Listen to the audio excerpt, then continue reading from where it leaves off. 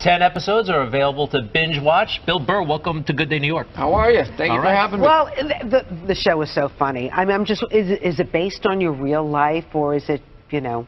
Yeah, no, it's definitely based on my life, but it's, Frank is the character that I play. He's an amalgam of kind of everybody's dad in the writer's room, and he's an old school dad. Like when I was a kid, you were like afraid of your dad. Like he pulled in the driveway, he'd come in the front door, we'd all run out the back door. Right, wait till your father comes home, yes, right? Yes, absolutely. So it's more of that era. It's not this, you know, era now where your kids are like friends with their dad. I was like afraid of my dad. Not in a bad way. Like I just knew that, you know, when he came home that things were going to fly. Yes, your behavior. We used to shut the TV off and like pick up books pretending to be like reading. And I remember he used to, like, you know, if he was in church, he had like the loudest snap. And if you guys were talking too loud, he just bam like that, and everybody just shut up, and then you knew you were going to get it later. You mean get it? You know, it's fun. You get on stage, you talk about topics that are kind of taboo, but you make them really, really funny. So your Christian background is part of the show. Or yes, and I wanted to talk to you about Jesus after this. Well, the only reason why I bring it up is some people thought maybe you went a little too far. You know. As far as what? Well, they thought that maybe you were being disrespectful to the Christian religion. Who did? I'm telling you, you need to Google. Oh, good Lord. So did you feel you were being disrespectful, or just you were just having fun with some of the crucifixes and stuff like that? I don't even know what I mean, we did maybe 2 jokes about that. Yeah, exactly. Don't you think the Catholic Church went a little too far?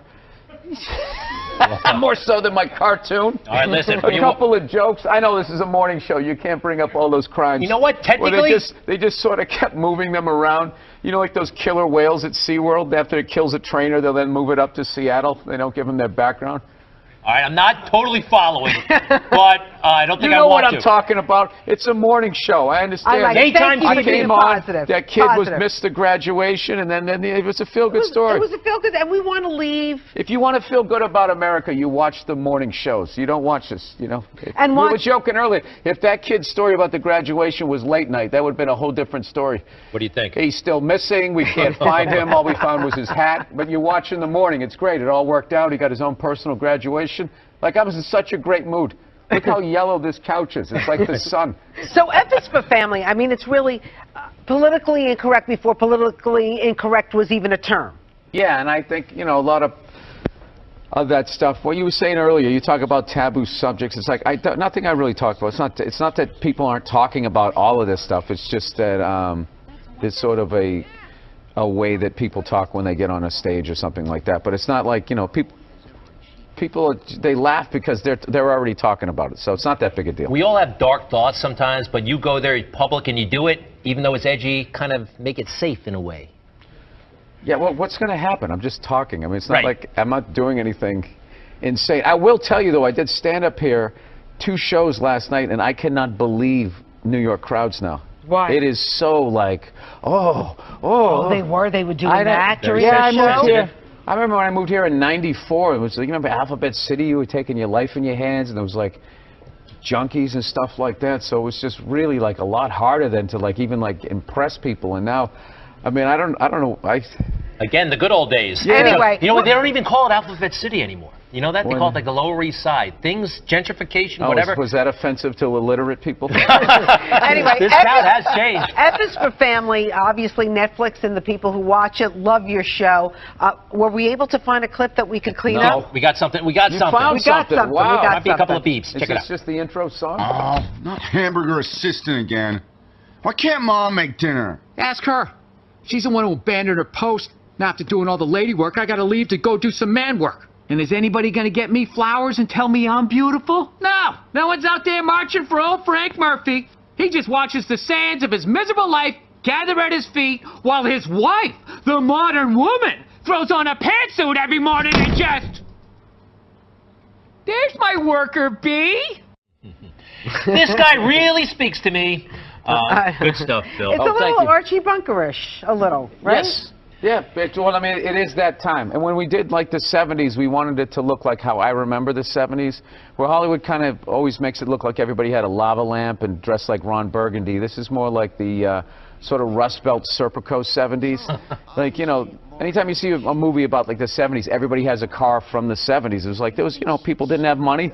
They'd have a car from the 60s. So if you look, there's a lot of That's one of my favorite things to like pick out what car they're gonna have. Like Frank drives like an old like Ford Galaxy-esque type car before Ford comes at us for money. You're right. The movies from the 70s, they overdo it. They all overdo it when they're going retro, right? Well, they make it seem like when the Pacer came out, like everybody thought that was a good-looking car. It was a weird car. With the big window? Yeah, me and my mother looked at it. That is the ugliest piece of you-know-what I've ever seen in my life, but they made it seem like everybody in the 70s had like a lava lamp and thought that was a good-looking car.